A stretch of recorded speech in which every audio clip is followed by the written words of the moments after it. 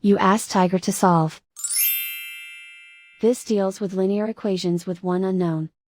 The final result is x equals -7/45. Let's solve it step by step. Simplify the expression. Multiply the coefficients. Expand the parentheses. Simplify the arithmetic. Multiply the coefficients. Expand the parentheses. Group like terms. Simplify the arithmetic. Group all constants on the right side of the equation. Subtract 14 from both sides.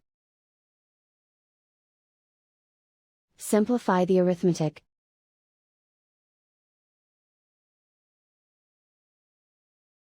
Isolate the x. Divide both sides by 90.